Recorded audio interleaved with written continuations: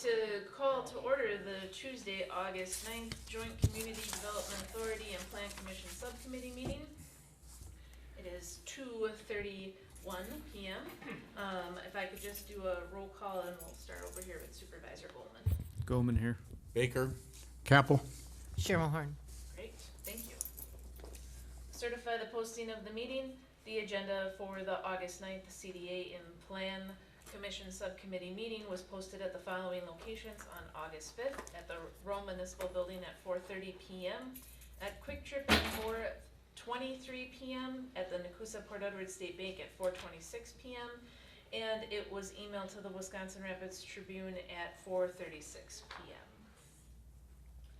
Citizen comments. I don't have any comment cards, and we don't have any citizens. Skip number 4. Approve the agenda. Oh, thank you. Approval of the agenda. Motion to approve. Second. All those in favor? Aye. Aye. Any opposed? Okay. Citizen comments. I don't have any citizen comment cards, and there aren't any joining us this evening. No action contemplated except for possible referral to a future agenda. Information updates, recent correspondence, current events, and announcements. Does anyone have anything they'd like to share? We're all missing Mad Dog and Merrill. There's a good crowd over there. What's a good crowd? Like if you had to put a number to it. I'm guessing there were at least 40 cars, maybe more. Nice. Did you have music in the town center tonight at 5:30? 5:30. Yep.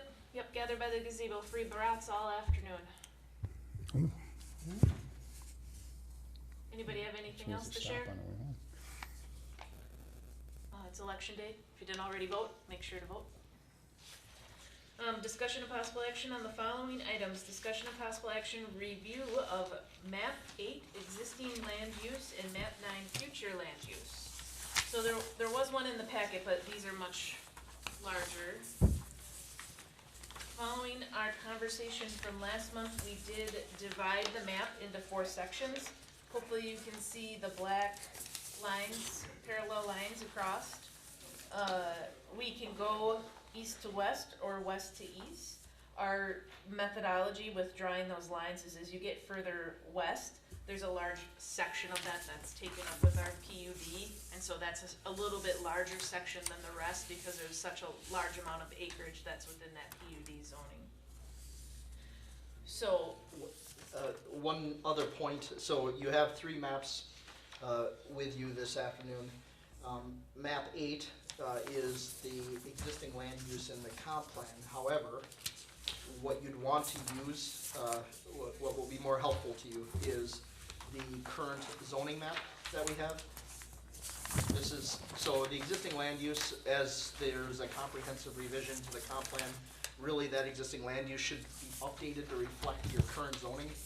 Existing means your current stuff, and then future, of course, being what we'll probably spend more time on, and Jamie had referenced, it's been divided up. So the 2 maps that you probably want to have in front of you are the current zoning map and the future land use map. also note, it makes it a little confusing because it's not exactly the same categories either, right? So in future land use, we go by residential or rural residential. On the zoning map, you've got Lake District R1, R2, R3, R4, R5. So if it's residential, really the classification for the future land use is it residential or rural residential, meaning much larger lot size? Yeah, and I think the way to approach that then and mesh it with our zoning designations is by lot size, like Jamie mentioned. So your rural residential could be your R4, R5, stuff that's going to require the larger lot sizes to have, could be designated as the rural residential when you carry it over to the future land use map. Okay, have we thoroughly confused you? This zoning map was revised in May, so it doesn't reflect anything that's happened in the last couple of months. Yes, but that would be maybe 2 other changes, and those were likely going to be from FR to residential. Our most outside of the PUD, because that's just in acreage size, a very large acreage. Outside of the PUD, most all of our zoning changes are taking things out of FR in order to build on them, and so they're either R4 or R5. Yeah, I was gonna say, I think the ones that I recall more recently have either gone to R4 or an R5, only depending on some specifics to the requester. I think one was R4, but it qualified, it was a large parcel, if I remember right. Yeah. That could have been R5 otherwise. But both were rural residential in those recent adjustments. I think that's probably our largest conversation in this future land use map too, is are we gonna subset some areas that we really wanna keep FR regardless? And are we gonna change some of our forest and recreation to residential, because that's been our largest request? I see Dan just vigorously writing over there. I'm drawing things, yes. Although it's not easy for people to see. I don't, but just at a high level, when I'm looking at this, so everything, there's a lot of swampland, lowland over here, so I think there's limited development opportunities in the, was that southeast part of town. Southwest, a lot of that's the PUD and Sand Valley, right? There's Yep. some lands about, left yeah. there, but then you got residential along Petenwell already. So smack dab in the middle of town, you got Tri-Lakes. Then we get into what is our gateway district and other businesses. So it really, the focus starts to become, well, what are we doing with the northwest and the northeast part of town as time goes on? I don't know that there's much we can do in the southern part of the town that would have any meaningful impact from what's already happening there. My personal opinion, of course. If we utilize the number blocks, if you see block number 30, that most of that could potentially be put into the TID, or is in the TID now, because it's that acreage all the way over to where Regal Forest would start. So you could potentially see that all PUD. So I would agree with that. And 31, we do have that marked as forestry, but I could see there being some rural residential there. But Maybe down around along Badger or something. Yeah. I don't know what the property lines look like, so it's hard to. right, because there isn't any property lines that overlay on this. I would agree where in that corner all along, where we do have Derek Hughes, the other piece in there is the Burt Morris property. You can see there's little bits of residential that are in there in that square 36 that would be Yeah. developable. But I always remind everyone that Burt Morris property is for sale. The city of Adams has had it for sale for a long time, and so if someone would buy that as a whole chunk, I think we would also, 1,000 acres, want to be clear on what we foresee as its future. That's in that 36 quadrant? So the Burt Morris would be like 23, 26, 24, 25, and a little of 27. That's 1,000 acres in there.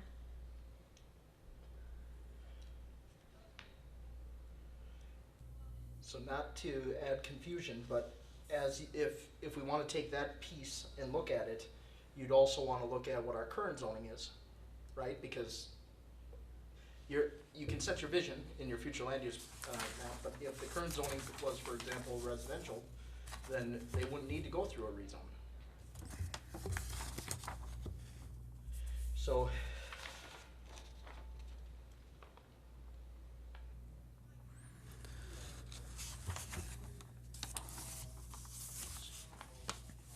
So it's just listed as open land right now? Conservancy district? It's a good Conservancy. portion of it anyway.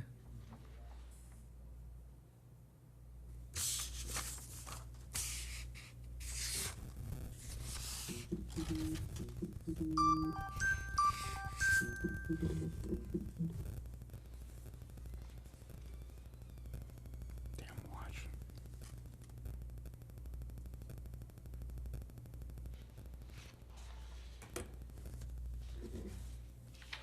If we did the working east to west and we did our first parallel pieces,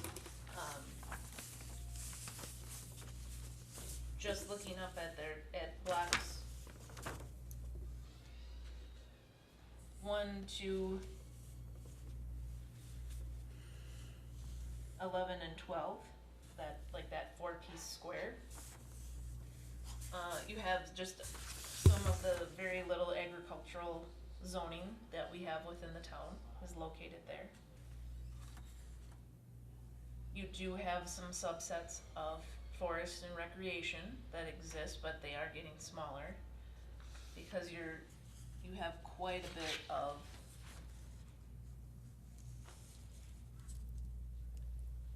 Well, if we, to expand upon that, if you go directly into the next, we'll say 3 and 4, where a lot of our development has been lately,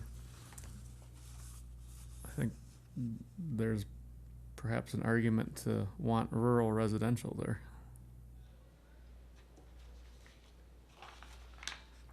On a future land use map. And or try to attempt to keep it forest, but a lot of those parcels are selling already, so. Yeah, I would agree, and right below that number 9 section, that's right below that 9, 3, and 4 has been where a lot of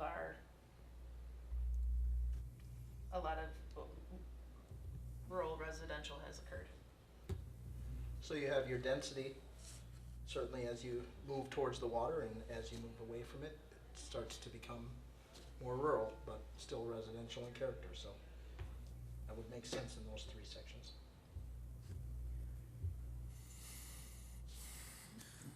Why do we have like pockets of residential on this map?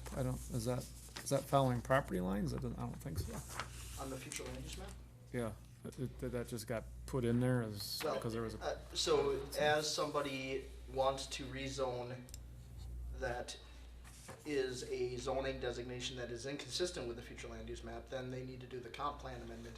So some of those may be sprinkles that come in, on a case-by-case basis where somebody says, I'd like to rezone, and with that I need to amend the comp plan future land use map. So you may get little sections there that have zoned out of forestry into some form of residential. That could yeah, but they explain can't be, this can't be consistent with the size of the property that's been rezoned. No, it's taking a snapshot of where that house is, yes.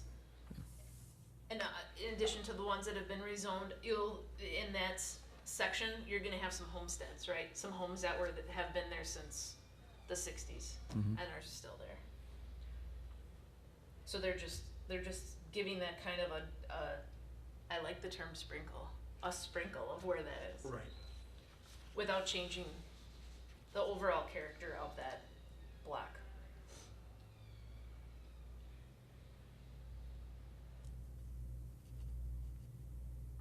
How do we keep things forest where we want to keep things forest? I think you keep it forest on your future land use map, and then if zoning changes come to us, we say our future land use plan is that this stays forest in nature. So you can utilize it as forest land. You could build a shed on it to maintain your forest land. You can hunt on it, but you can't build a home.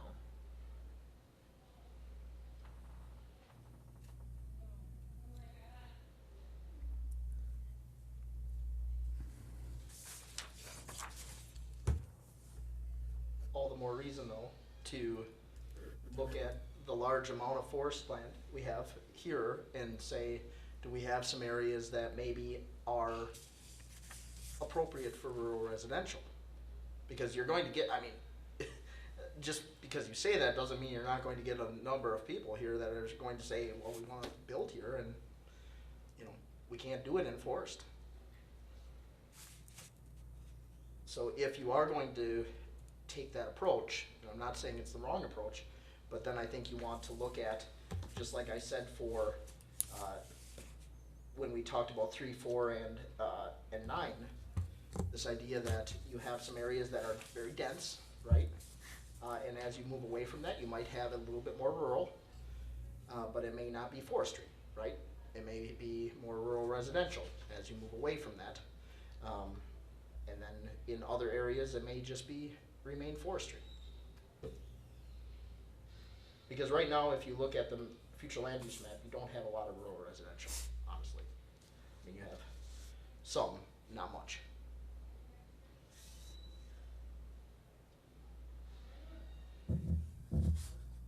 But there seems to be a lot of land that's already zoned to rural residence.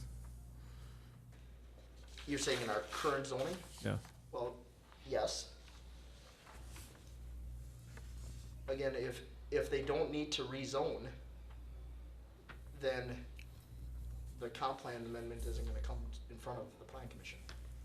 It's only those times where they want to rezone and it's inconsistent with the comp plan that both come along at the same time.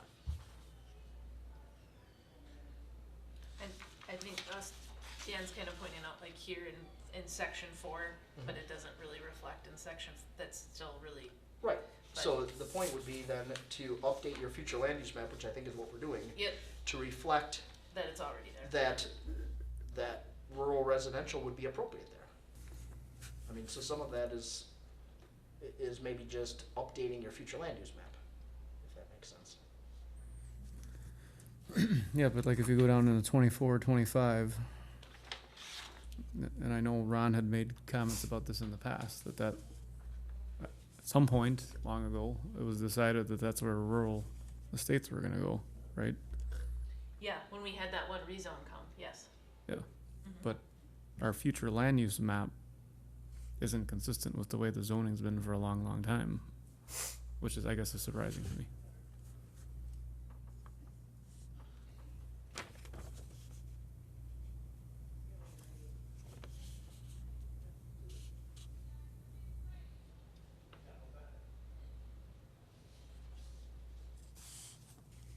Yeah, because funny enough, the one that we had, the rezone we had in that rural estates, they went back to forest and recreation.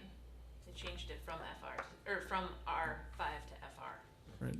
Yeah. which is why we have those 3 green dots between 24 and 25.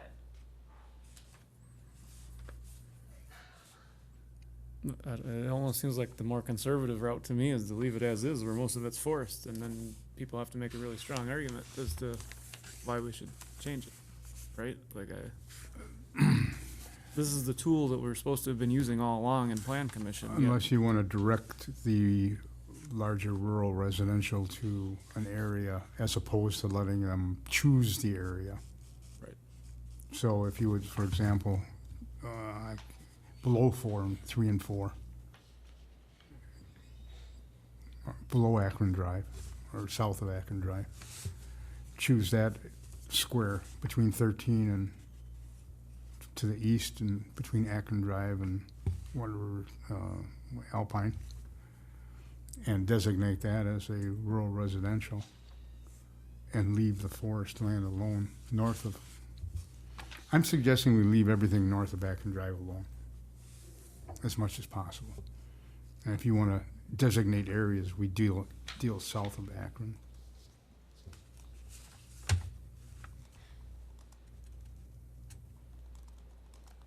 Because that's what I'm hoping to be eventually future county forest land.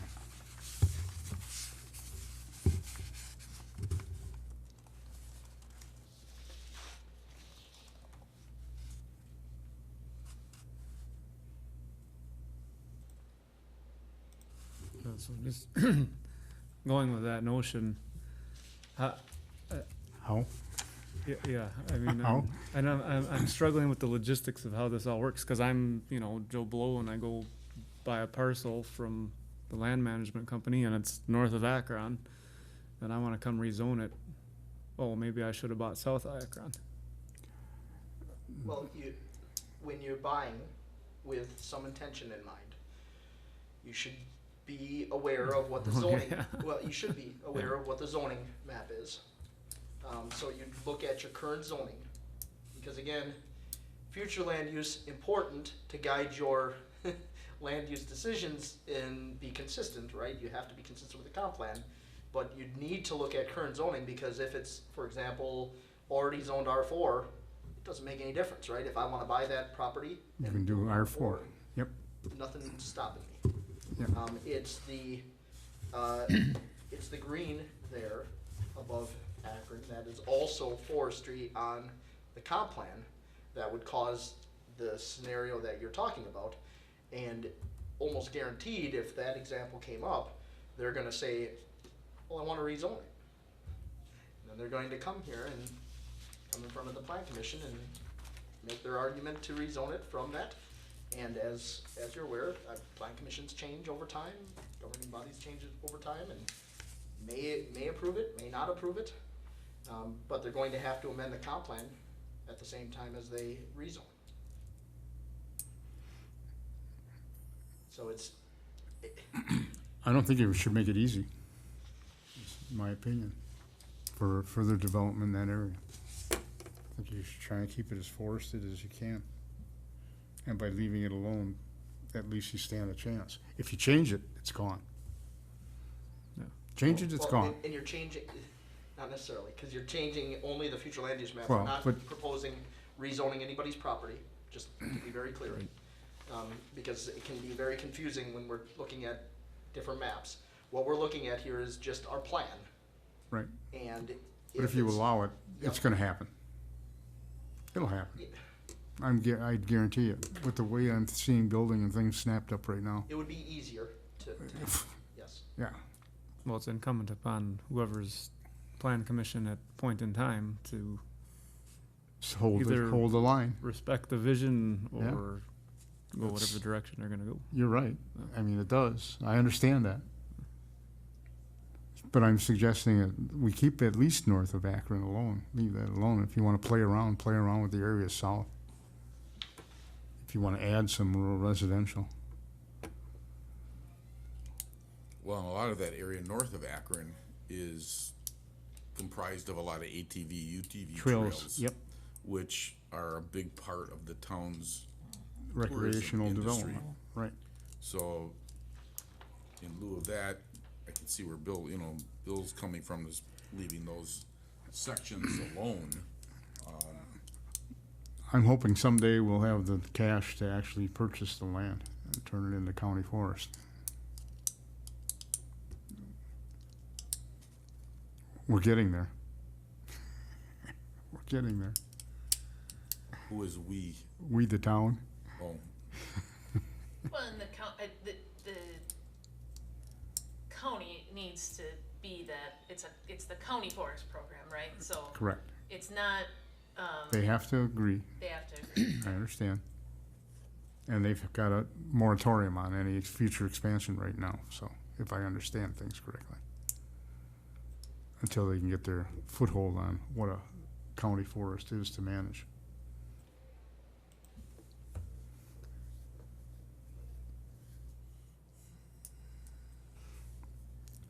But I guess I'm trying to supply a vision and a future look, and keeping with the direction that I think the town wants to go, which is to have the recreational areas available that will help attract additional people.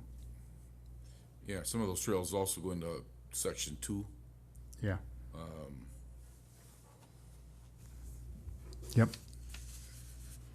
I just mentioned 3 and 4 because I have no qualms about saying keep everything north of Akron as forest land, as it is now on the future land use. And I don't, Because I think there was some of the property was bought in, was it number 4 possibly, where trails were closed because it was now privately owned. I think over in 2, there's some that's closed. I'm sure there are some.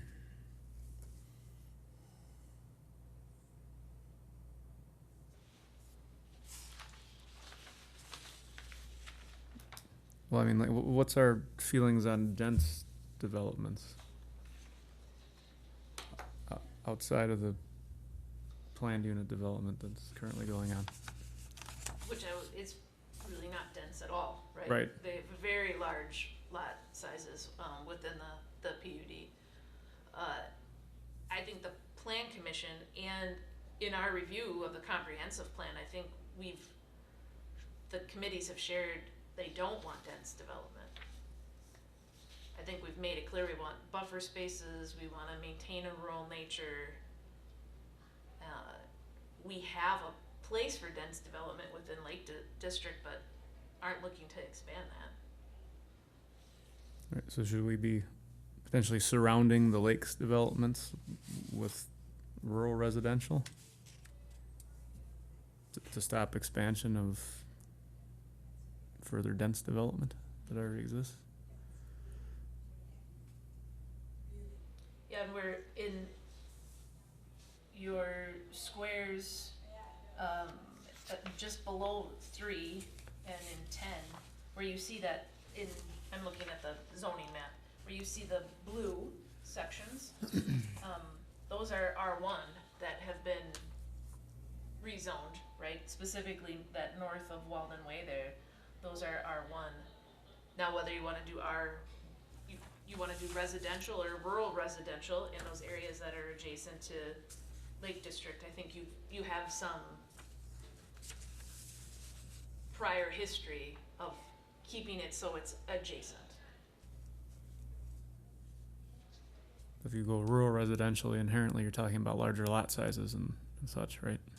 Probably a minimum of 5 and up to 40. Yeah, I would think that you're talking about your R4 and your R5. Bill and Sharon, for one of the lot size is a big difference for R4 and R5, but if you're gonna be in R5, if you would construct a home, it has to be 1,500 square feet. Otherwise, our minimum home size is 760 square feet, but that's often a conversation on the home size. Got it. They don't wanna go to R5 because they don't want that large of a home. Right, so there are some that want those larger lots, but maybe they don't want as large a home on the lot. So as I had mentioned, we had some more recent, I recall one that was somewhat recent that wanted to go to R4, certainly qualified for R5 from a lot size perspective. Just didn't have the home size to support R5, and that's why we moved them to R4. He did get an R5, or he Got didn't? R4. He got R4 because he No, didn't I want to mean, build every other characteristic besides the home R5, size. but the would home have size was qualified. the issue. And so Well, that's why I 1,500 think square you're feet is- probably, if you're talking about rural residential, you're probably going to be talking about R4 and R5, because I think unless you're changing the zoning ordinance requirements in that regard, you may very well have some R4 requests that otherwise are very much rural residents. He qualified for R5. You do? Yeah.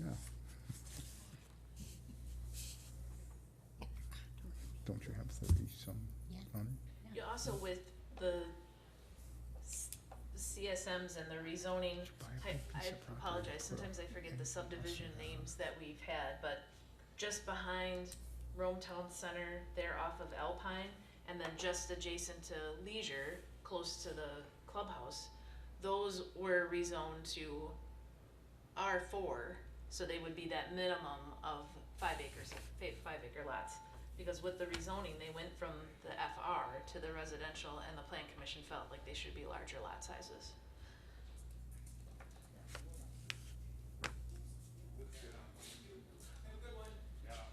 And perhaps supporting the idea again that there's some kind of transition in density, right? As you might look at a map where you have some very dense areas, I think, in the town. And as you move away from that, you may get some more rural in character residential. As you look at a map, that would make a lot of sense.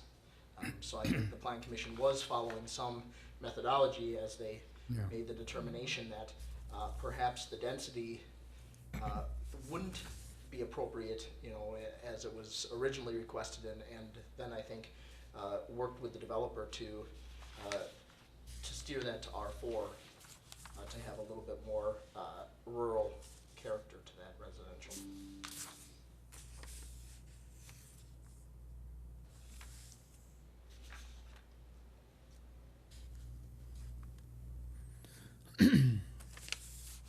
been talking a lot about residential development. What about business?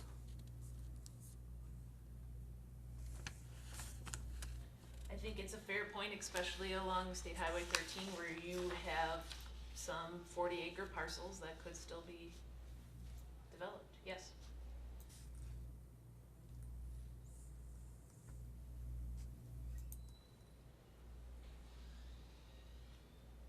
I think you're seeing that even now down on Archer and 13, I see there's a sign that is zoned, commercial.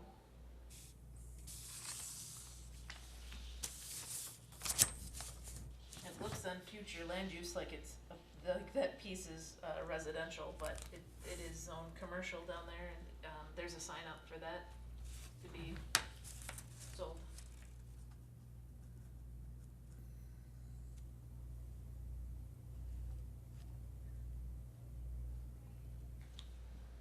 Where did you say Archer in 13? Archer and 13, That little brown square, Oh, I see. rectangle there. Okay. yeah.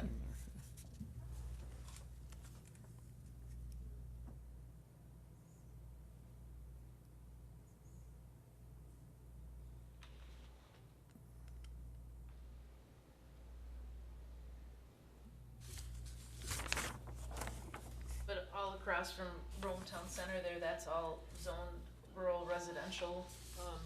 Again, those are 40-acre lots. You'd probably have, if you did any commercial, you'd have to do road development in order to get individuals in and out of there, but it's also a consideration.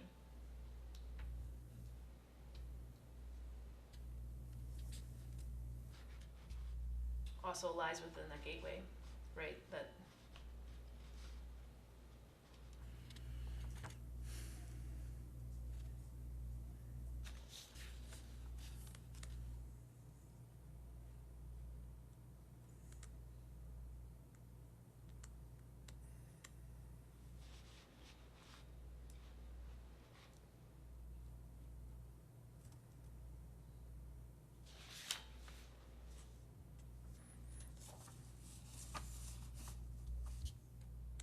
How far north does the gateway go? It goes, Oh, it's on here. Okay, yeah, sorry. but there's not, It's not there's a not road. a road there. So it's 240s under the Akron Drive. Yep.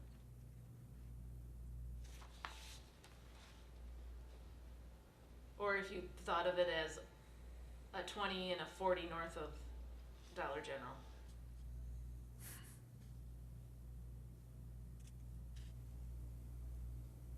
And then it goes down to Apache. On the other side. Just a little south, yeah.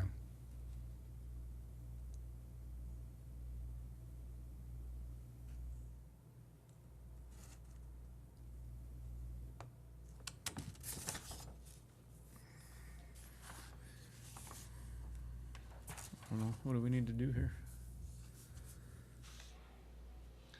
Well, I've heard a couple things. I've heard, maybe we wanna do some rural residential adjacent to our residential areas.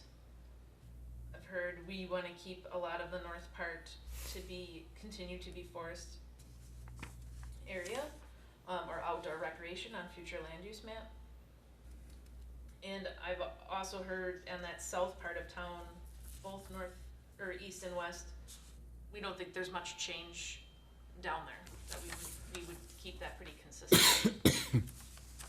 So if we wanted to do residential around our essentially Lake District zoning, where would we like that to lie? And do we wanna keep that northern piece as outdoor recreation? Well, the northern piece right now is technically forestry, right? Sorry, forestry.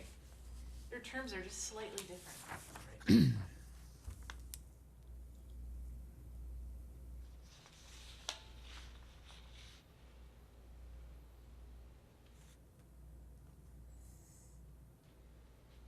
Well, going along with Bill's notions, should we be proposing that a lot of north of Akron is outdoor recreation and then potentially the areas surrounding preservation? That down in the southeast.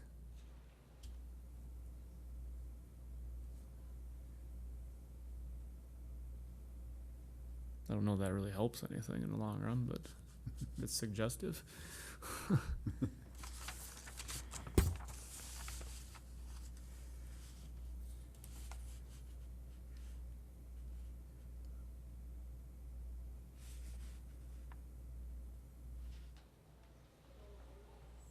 How are others feeling on that?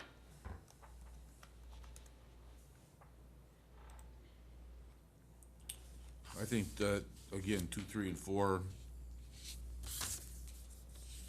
on the future land use, would that have to be then changed from forestry to forestry recreation? No, we'd keep it forestry. Keep it forestry. Yep, I apologize for my confusion on that, using forestry recreation. We'd keep it forestry, would stay same color. Until you would actually purchase it. You'd have to own it to make it outdoor recreation, I see, okay. to make But- that change. But I thought on the future land use map, we can just say that's what we want it to be. You would, if you kept it forestry, wherever you see forest recreation here, north of Akron, we would be saying, we want to keep it forest and recreation. In those columns, Okay. Let me yeah. explain maybe a Means the little same bit thing differently. ultimately. Because really, ultimately, it's the same thing, right? Because Mhm. part of it has to do with the different designations on that future land use map. But let's just say, for example, I have a property up in section 2. Okay, let's say I own that today. You have outdoor recreation and you have forestry on your future land use map, and you have a zoning designation that's forest and outdoor recreation. Right? So, I mean, it's kind of the same thing. If you're changing it to outdoor recreation, it means pretty much the same thing with our zoning. Our current zoning is forest and outdoor recreation. So it kind of, regardless of what I'm looking to do, let's just say I own a piece of property in section 2 that's forestry, and I want to do something that is outdoor recreation related. I mean, I'm going to look to our zoning for forest and outdoor recreation and see what I can do. It's kind of achieving the same thing regardless of what you do. It could be telling of the plan. So I mean that piece could be relied on, and as far as maybe future requests that would come in, but your future land use map designating it as forestry or outdoor recreation is really basically the same thing from the standpoint of what our current zoning is. Because I think I would look to our current zoning then as forest and outdoor recreation. I was just gonna look to see, just read off what are permitted uses. Would outdoor recreation, though, carry a stronger message than forestry? Again, yeah, I think that could, Connotation would. that could provide a little bit more guidance as to the intention, Yeah. which then, of course, is the a guiding document for the plan commission when they're making decisions that should be consistent with the plan, with the comp plan. I just want to make clear that when we're talking about that, really, if you look back It to our current seems to be zoning, synonymous, but I think It the is. message would be, I think you might be right, Mike.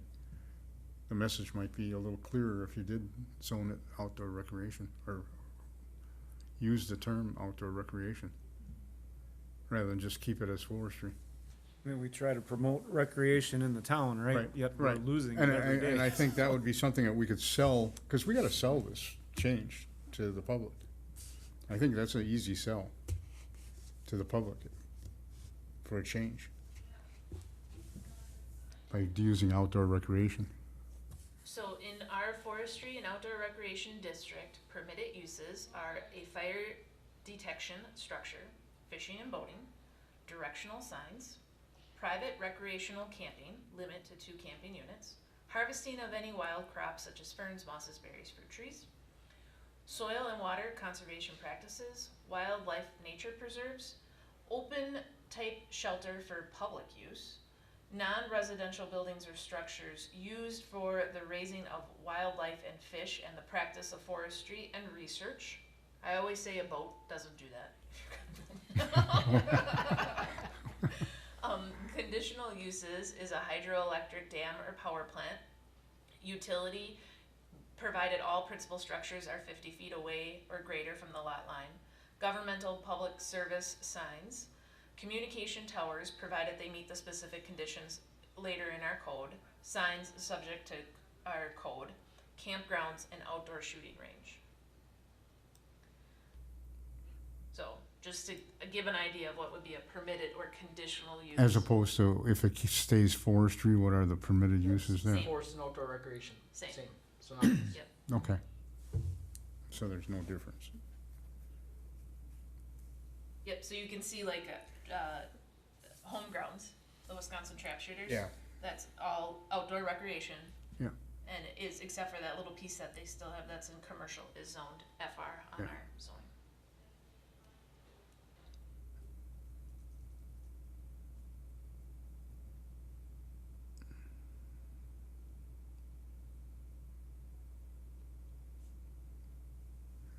I agree with Mike.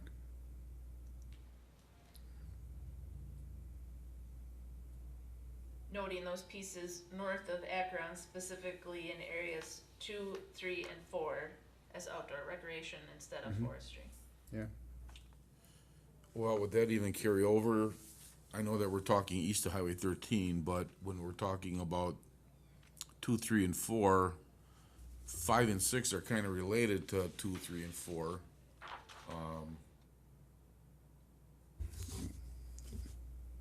As far as, you know, the access to the trail system or whatever.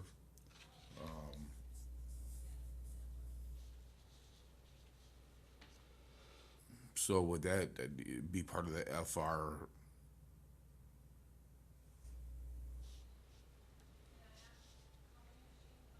Yep, most of your 5, again, except for a small piece, that's commercial, and 6 are.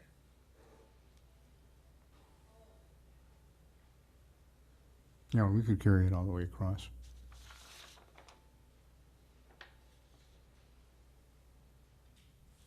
You'd lose the definition of the shooting range, but No, it's all the No, same. yep, it's a conditional use permit. no, it just gets washed into the Oh, outdoor Well, recreation. that's why I don't understand, like, why do we have outdoor recreation on future land use map if we're only gonna denote what is? Like, we should try to capitalize on that, right? To Mike's point. I have no objection, yeah.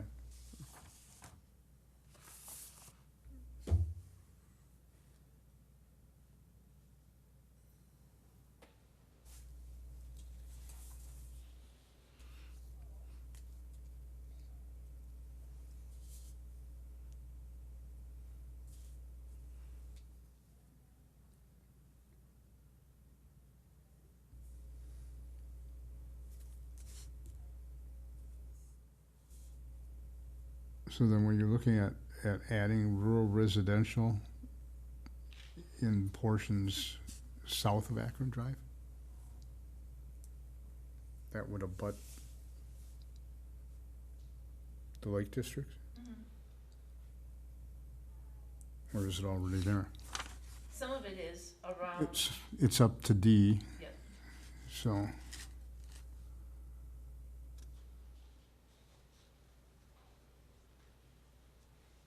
but you're essentially taking 9, block 9, if you use Hard Lane, which doesn't go all the way through, but if you use that as kind of that area to square it off, that noting that area as, instead of forestry, a rural residential. Yeah. Is that what you were getting at before? Yeah. Right. Like, it's already starting to go that way, right? I know that, and I think that makes sense to, if we're gonna control it, Yeah. then This is where we want it to Map be, it. and that's if you wanna that. control it, map it. well, and then so if hypothetically you did that, and you had a developer that wanted to put subdivisions in with larger lot sizes, if it's consistent with the comp plan, then, they may need to rezone, but they wouldn't need to amend the comp plan. It can steer them, certainly, towards certain areas where we view residential, rural residential development Right. to be And, appropriate. and we'd still be able to maintain corridors if we do setbacks. You know, Yeah, and Yep, not talking about any specific developer, just No, in but- general. okay, What but has happened? If there were a developer that were to be interested in areas where they could develop with larger lot sizes, your amendment to the comp plan to that is going to give them a roadmap, so to speak, of where they should be looking. mhm. So where our vision Right. of rural residential is appropriate. so maybe this question goes outside of this in particular, but let's talk about subdivision development, for instance. If a developer came in and they wanted to do a subdivision development in a rural residential area, how do we encourage them to do it in a manner that's more, I don't know, attractive, as opposed to just using our straight roads and putting in deep 5 acre lots that Well, we do necessarily have practical. we have some regulations in place now that are design related. They're not, we don't have a lot of those, but we have some. So discouragement, for example, of flag lots, is there. So that can help. I don't think that you putting rural residential automatically would mean, for example, conservancy subdivisions, conservation subdivisions, which clearly are going to be larger lot sizes and have a different design, no question about it. I think that's a little bit harder to answer because it's going to somewhat depend on what you receive for a proposed conceptual development. Some developers will look to multiple 40s and say we want to build this subdivision and have large lots and we're going to put in these roads, and other ones are going to say nope, roads are expensive, so we want to try to maximize the land in this 40. It kind of comes back to the goal of the developer. I mean, I'm thinking of think of Twin Lakes development, right? But that's R1, I think, and those lots are relatively small, so there's high density. But if you had a similar design of that, and let's say it was 5 acres plus, I think that would be a nice subdivision development. But that would be consistent with how we want to limit the density as you get further away from the lakes developments. Just piggybacking on your idea, you're talking about development of a small community. We've talked about this in our other committee, but the need and the voices heard for something like a senior community development, where there would be senior housing. They might put a pool in there, they might do a rec house and that, but would that fall under rural residential also? Because they might not be, No. So where would that fit? Probably not. It might be a condominium type development. It might be just a development that I think we have referenced in our town center. Town center. It would, at this moment, its most appropriate place would be In the town in center? the town center. Right Okay. there. In Great parts point. of the town center. Yeah. So we have larger RTC, Rome Town Center zoning, and then we have sub-districts in our Rome Town Center zoning. So you'd want to look at the sub-districts that we have in our Rome Town Center zoning for areas where that might be appropriate in Rome Town Center. I think Alpine and 13th is where that's slated. Yep, that corner.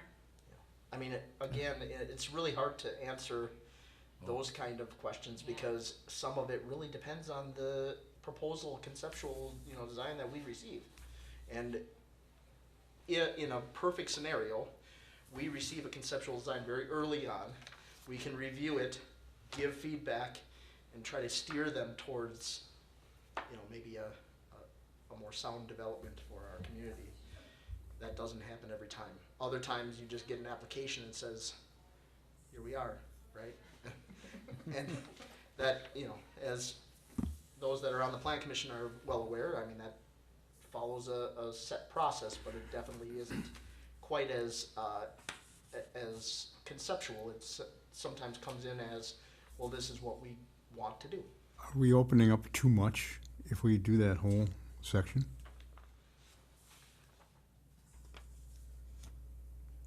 And the question I have is, when's the next time the plan gets reviewed?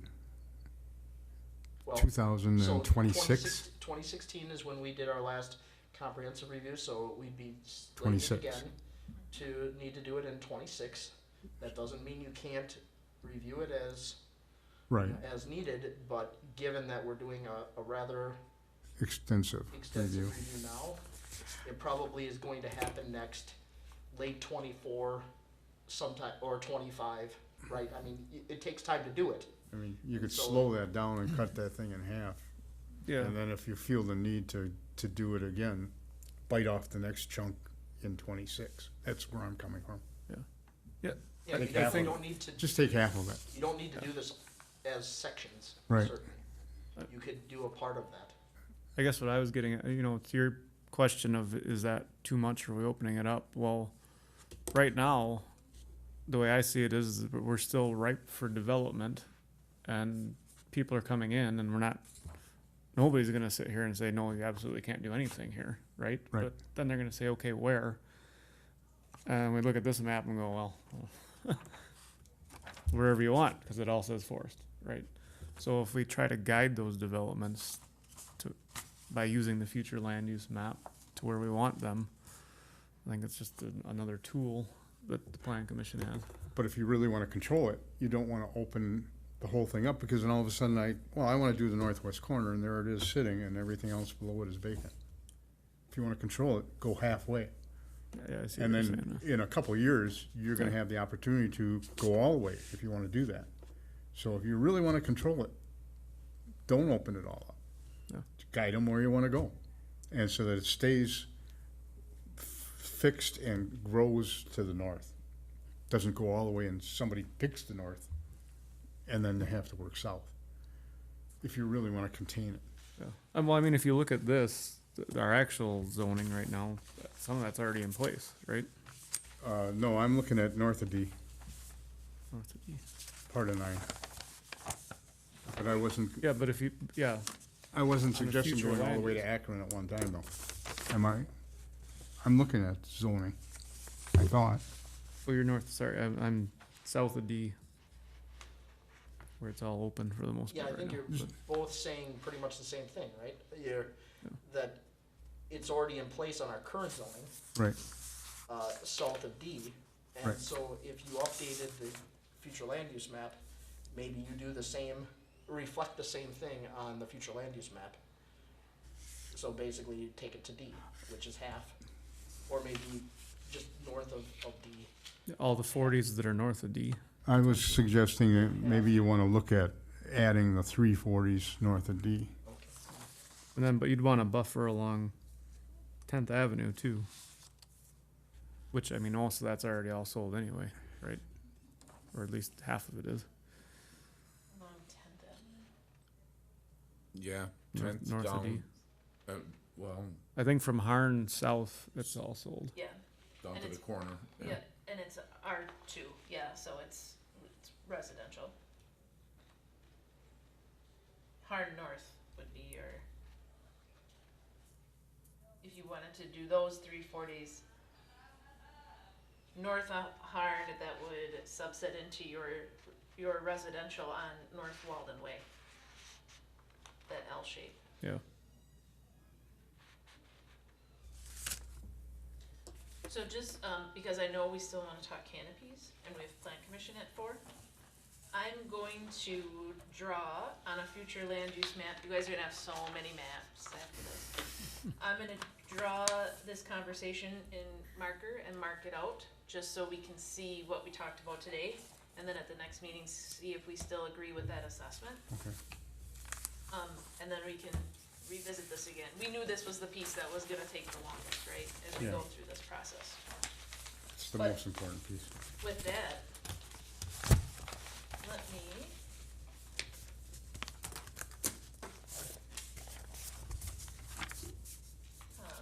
read number 8, which is discussion and possible action, referral of any recommended zoning code amendments to Plan Commission. Letter A, discussion and possible referral to a future agenda, review potential draft language for the zoning district requirements regarding canopies. You can take it away. Okay, just a quick clarification, we're not, we're not at the point of any draft language. Really, this is really, I think, more of an overview to start the conversation. We had intro to this at the last meeting and discussed ways in which it might be helpful to continue the conversation. Two things I think were discussed. One was to get an idea of what we're talking about here. Emily had put together a set of pictures. In that set of pictures, there's also, I wouldn't necessarily call them recommendations as much as suggestions, and I think she notes it as such, of ways that we might regulate or prohibit or do something, right, with these different types of accessory structures. Then at our last meeting, there was also some conversation about definitions, and so I put together a summary document for you with some of the accessory structures that we had discussed. What I did in my summary document was put together what we currently have. I put together some of the things we were discussing and whether we currently define them. So again, these are definitions is how I put it together. And then I pulled off of ordinances that are out there some other definitions that are used. Where I think this can be helpful in your discussion, for example, would be like for carports. In the upper left-hand corner, you see a very different kind of carport than, for example, the other three images of carports. And then if you carry that over to my definitions section, you can see, so carports are oftentimes differently called out. So there are types of carports that may be attached to a structure, to the side of a building. That's that one up in the upper left-hand corner. Oftentimes that'll be defined and regulated differently than, for example, detached carports, which are those other ones that are listed there. And so what I did was pulled examples of definitions for either of them. There are some ordinances that'll just give it a general definition, and I have that there, the kind of definition you would see there. But there are many ordinances, frankly, that reference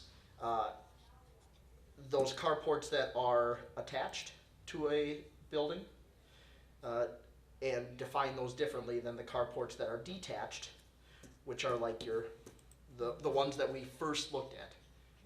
Again, I didn't mean to make that complicated, but I did think it was important to mention that technically, as you look at carports and how they're defined in ordinances, and I mean, it's not outside the realm of possibility that someone could come in a certain area and develop and want to put a carport in place, the one that we have in the upper left-hand corner. And do we regulate that? Do we define it? Would it be just called a carport and we say we don't allow it? Included so we can have that conversation. Gazebo, same kind of thing. I included a number of definitions for gazebo. Currently, we do not define gazebo. Pergola, I include, and then screen tent, picnic canopies is a item that is in the set of pictures, I believe. And so I just made a comment that currently I think we would look to our canopy definition. I include another definition example, but these are not necessarily suggestions of language we would want to have in our ordinance. Rather, just calling out the point that we don't necessarily define these in our ordinance. We certainly could, and if we wanted to, I wanted to give you a starting point on where we might start to put a definition together.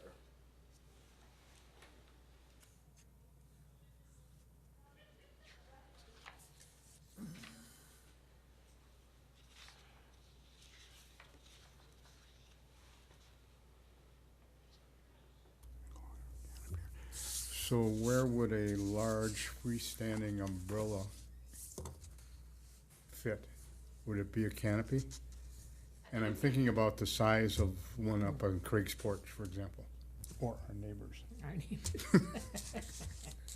Yeah, Would that be a canopy? It would be a canopy, because And it would be regulated, so they couldn't have it up more than 15 days if we're going in that direction. Which was what the suggestion was. See, that's where I'm coming Oh, wow. from. I don't think they should be, I don't think that should be an issue for them. What does Rapids do? What does Grand Rapids do? I feel like we're going down a really This is, bad path. I think you're gonna have people coming and just raising all kinds of hell. Well, it's already not permitted when we started talking about this, because my Well- belief, we need to permit something, but I just saw it on the way here.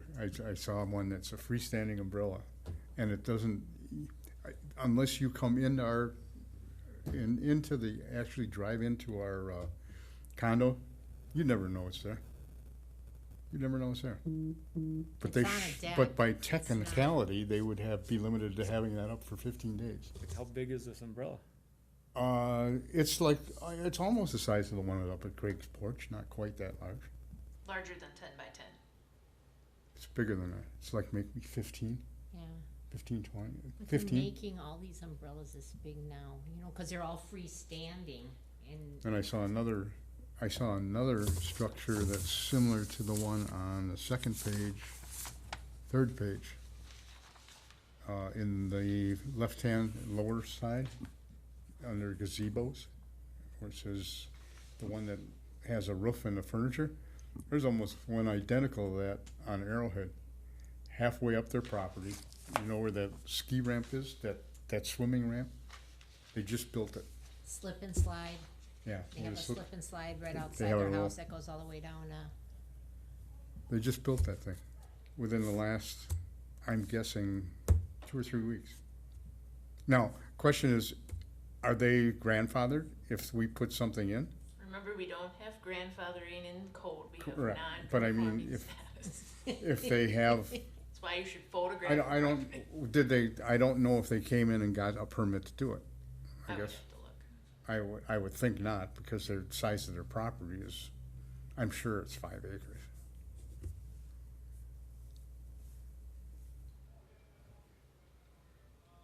And do we really wanna go after people like that? I'm not saying you shouldn't regulate, I'm just asking what happens. So one thing that I heard was maybe a desire to know what other local-ish regulations exist regarding these, which we Yeah. can add to the summary. I mean, think of this as a building summary, right? A starting point, and we're gonna build on it to give you the tools that you need to determine how, if we want to regulate it. So I'm hearing that if that would be helpful, we can work on that and put together what some of the local-ish regulations are, so you can see how some of the other communities in our area regulate this, certainly. It might be a little bit easier rather than just inventing the wheel, look at what is out there and I'd be interested in something around lake communities, like Lake Geneva properties or something like that, that would have similar things to what we have up here, as opposed to just something close by. Okay. So if you could find something of that nature, that would maybe help us. It can all be added to the list, right? So I can include some of the local communities, I can include. Wapaka, like some of the lake communities, Yeah. even close. At the end of the day, I'd like to see us have a small list of things we don't want, not talk about everything under the sun and what you can and can't do in every category. Like that's insane. That's micromanaging. Well, yeah, It's not right. I guess I'm trying to discover where we're intending on going with it. I don't know.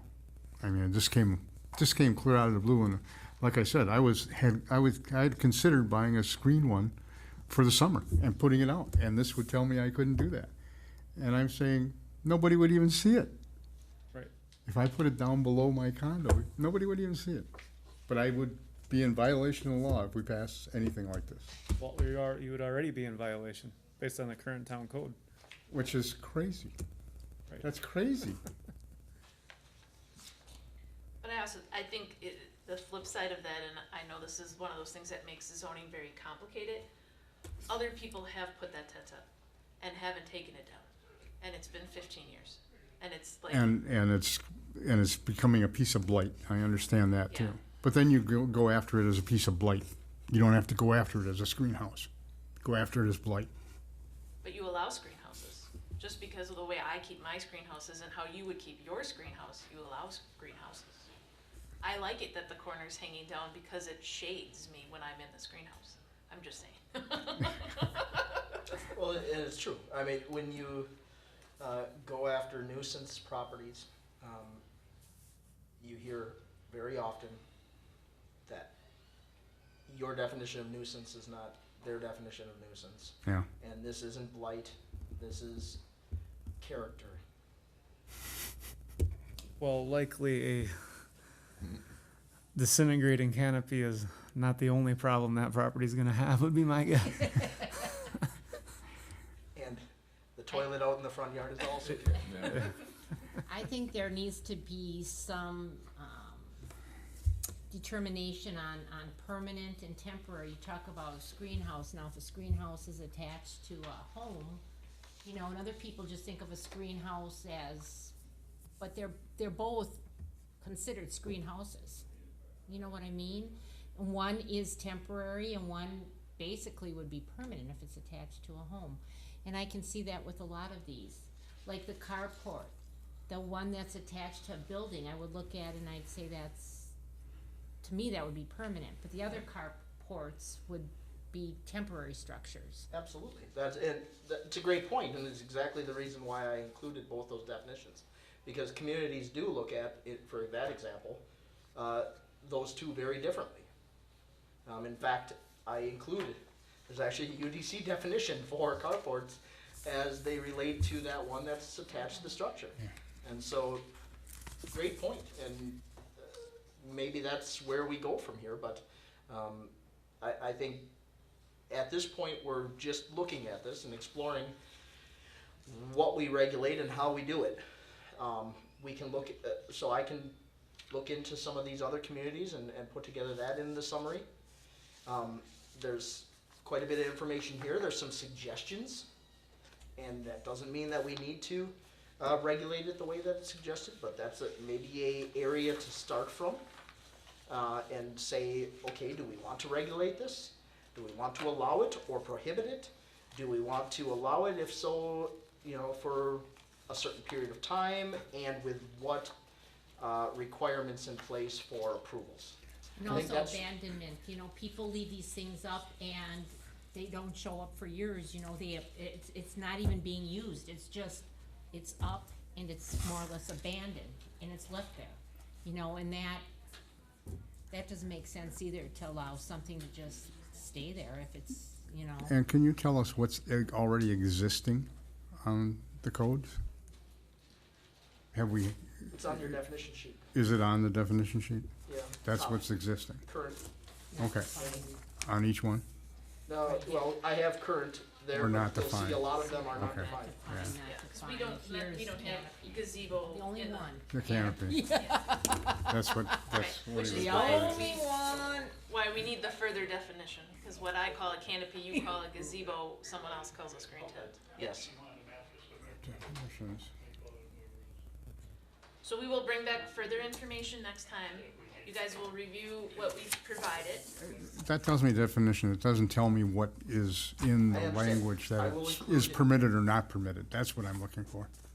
What's permitted or what's not permitted? Okay, I will include under canopy what our regulations are, because Yeah. again, we don't define those other ones.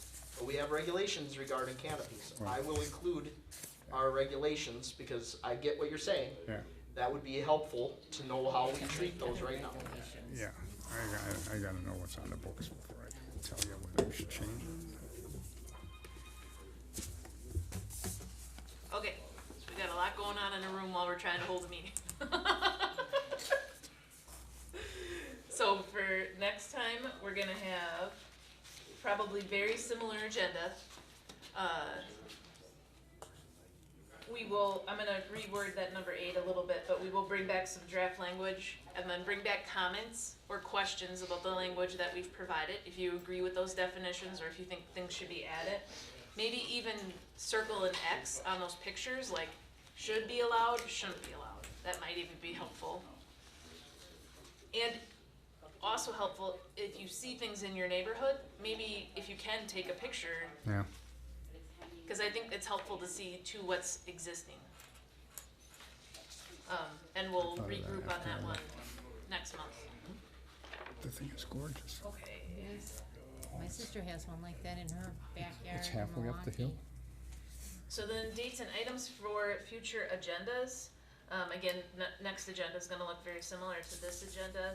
And our next meeting date and time would be, oh my gosh, September 13th at 2:30 PM. Does that look good on everyone's calendars? Yep, I can't back believe to it's gonna school. be September. Yeah, it's fine. Okay. Then I will call the joint subcommittee meeting adjourned at 3:43 PM. Thank you.